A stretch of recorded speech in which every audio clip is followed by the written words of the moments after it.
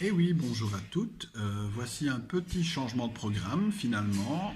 Ce ne sera pas une vidéo pour les élèves de 5e professionnel, mais comme j'ai reçu pas mal de messages des élèves de 6P, surtout de 60A, qui ne comprenaient pas comment faire les exercices, eh bien je vais commencer avec les exercices de classification phylogénétique. Donc voilà, j'ai pris un exemple et on se retrouve de suite pour l'explication.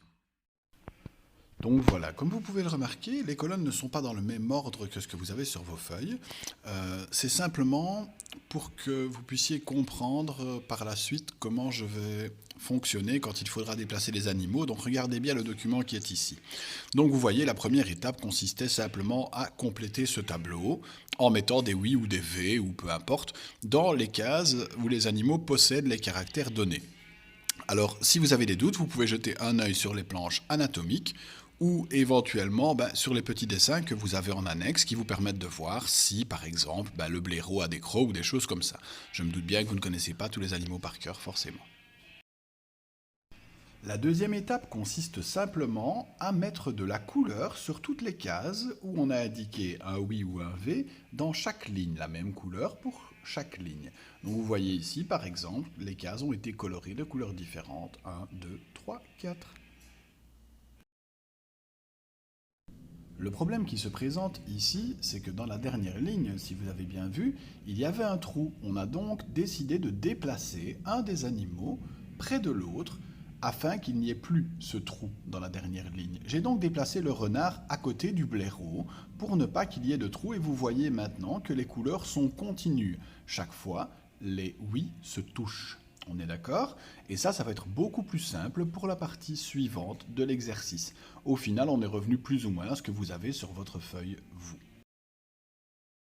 L'étape suivante consiste alors à recopier sur une feuille à part les différents noms des animaux dans le bon ordre et à les encadrer de la même couleur que celle que vous aviez utilisée sur le tableau précédent.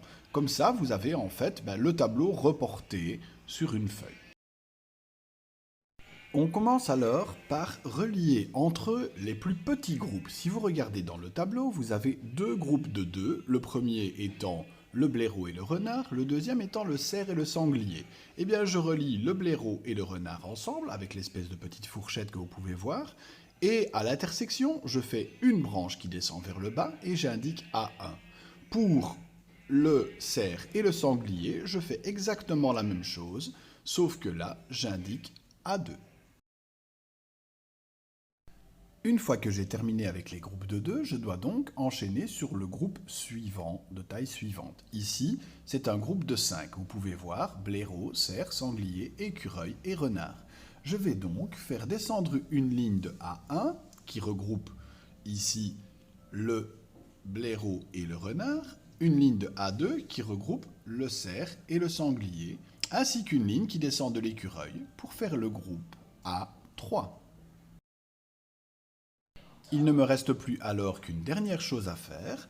J'ai ma chouette qui est toujours toute seule. Alors oui, elle n'a pas de caractère commun avec les autres, mais si on cherche un peu, on pourrait lui en trouver un.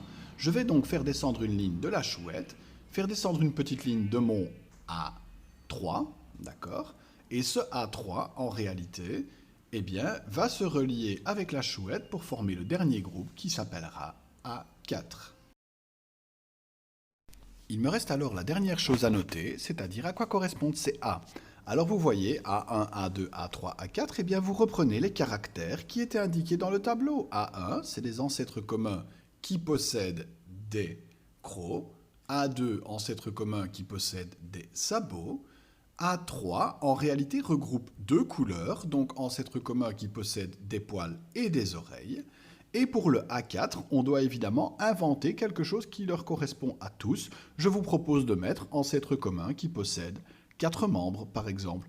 On aurait pu dire un truc simpliste du style des yeux ou qui possède des poumons, d'accord? Voilà, il suffit d'inventer un caractère simple qui leur correspond à tous. Et à ce moment-là, vous avez terminé votre exercice puisque vous avez bien une ligne qui part de chaque ancêtre et un seul tronc en bas.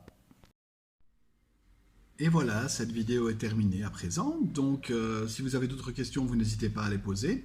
Bien entendu, essayez de faire les autres exercices, ça vous aidera évidemment à comprendre le principe. Donc on se retrouve pour la dernière petite citation à la con du jour. Donc la voici. Si tu as toujours tendance à voir le verre à moitié vide, alors verse-le dans un verre plus petit et arrête de nous faire chier. Bonne journée.